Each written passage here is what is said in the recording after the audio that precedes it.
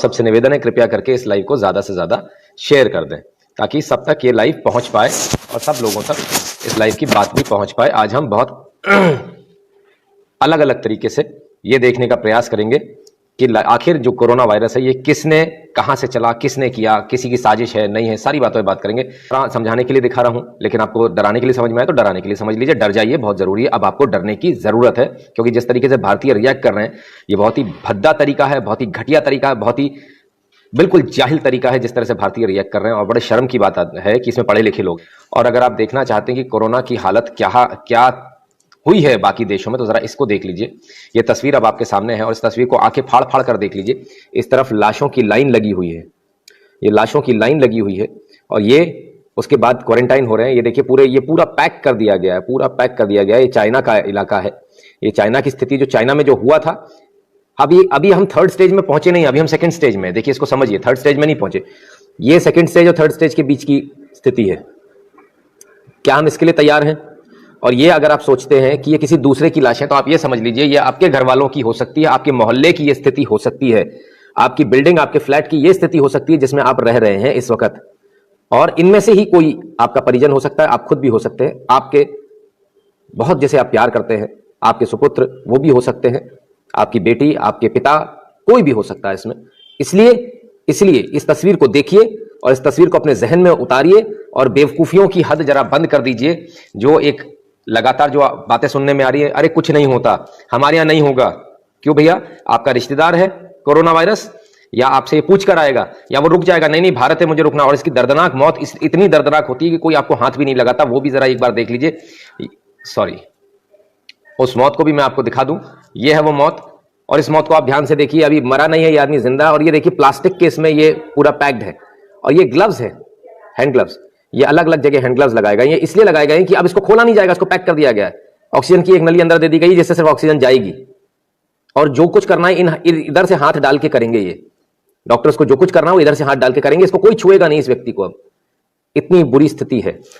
अगर आप इसे शुद्ध हिंदी में समझना चाहते हैं तो मैं ये बता दूं कि ये छुआछूत की बीमारी है।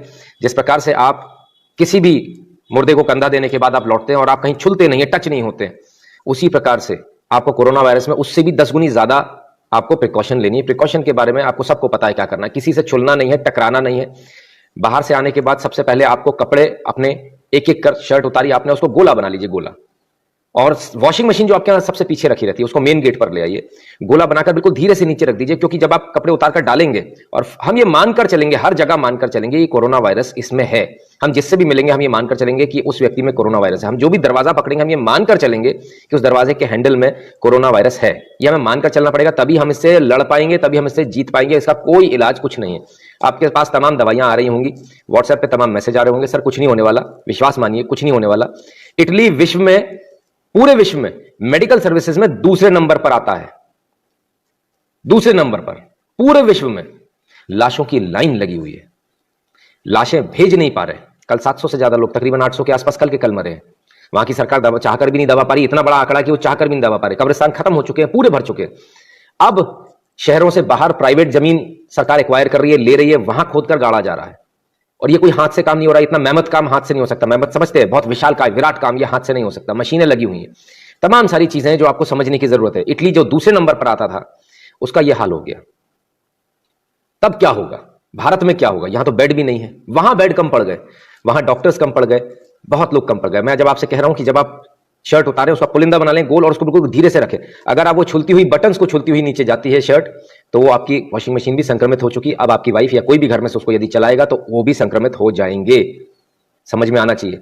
डॉक्टर्स जो कि पूरा सूट पहने हुए थे वो भी संक्रमित हो गए। ऐसे हो गए कि जब सूट उतार रहे थे तो थोड़ी सी लेतलाली हो गई, वो सूट उनको कहीं उनके हाथ में लग गया और उसके बाद कहीं ना कहीं वो एक से दूसरे, दूसरे से तीसरे डॉक्टर के पास पहुंच गया। आपने वो वीडियोस तमाम देखे होंगे जिसमें रेड और येलो लाइन बन रही है कि एक ने छुआ दूसरा इन्फेक्टेड हुआ। तो लगातार लोग इन्फेक्टेड हो रहे हैं।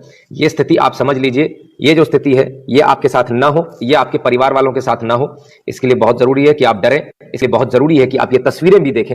हम ये तस्वीरें शायद आपको कभी नहीं दिखाते, लेकिन दिखाने की जरूरत इसलिए पड़ गई कि जब लाशों की लाइन लगेगी तो वो कुछ इस प्रकार लगेगी जिसे आप रोक नहीं पाएंगे। पूरा ऊपर तक कपड़ा ढका हुआ है, स्पष्ट है कि लोग मर चुके हैं। मुंह तक कपड़ा कभी नहीं ढका जाता। ठीक है, आपको समझ में आ रहा है?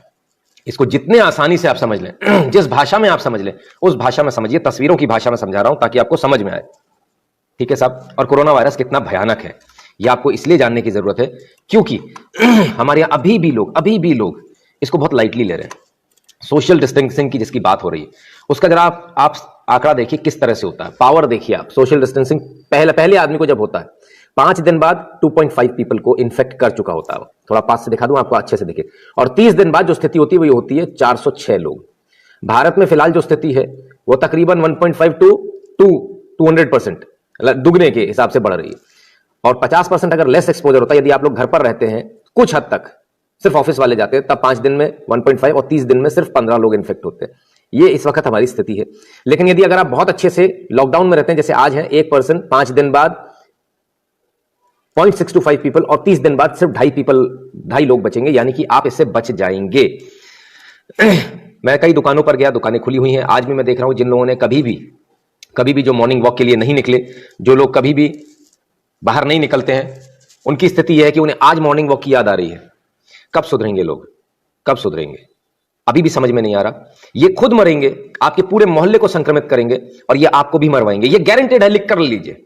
इस तरह के लोग खुद तो मरेंगे ही मरेंगे, इनका पूरा परिवार मरना है और ये आपके पूरे मोहल्ले को भी मरवाएंगे। ऐसे लोग यदि आपको कहीं दिखते हैं, आप इनको तुरंत रोकिए, इनसे पूछिए आप किस आधार पर जा रहे हैं, कहां जा रहे हैं। और यदि प्यार की भाषा समझ में नहीं आती तो खींचकर एक तमाचा जड़िए, कोई दिक्कत नहीं है। पुलिस एफआईआर नहीं लिखने वाली इनकी आज की तारीख में। पुलिस खुद बहुत परेशान है, पुलिस के लोग भी इन्फेक्टेड हो रहे हैं। हमारे यहाँ जो हेल्थ वर्कर्स हैं, डॉक्टर्स हैं, वो इन्फेक्टेड हो रहे हैं। तमाम सारे लोग, सेना इन्फेक्टेड हो रही है। ये सिर्फ इन लोगों की वजह से, ये उन लोगों की वजह से इन्फेक्टेड हो रहे हैं जिन्होंने अपने बच्चों को भेजा था बाहर कमाने के लिए, जिन्होंने अपनी बेटी अपने बेटों को भेजा था बाहर कमाने के लिए। और जब कोरोना वायरस हो गया, जब वो बाहर से नाचने गाने जो लोग गए थे बाहर, जो लोग पार्टी मनाने गए थे, जो लोग वर्ल्ड टूर पे गए थे, हमारे भारत में कोरोना वायरस नहीं था, ये लोग लेकर आए हैं, ये लोग लाए हैं। और ये वो लोग लाए हैं जिन्होंने अपने बच्चों को पढ़ने भेजा था। आपके पास तो पैसा था ना, तो भारत क्यों बुला रहे हो? भारत तो अच्छा देश नहीं है, इसीलिए तो आपने बाहर भेजा।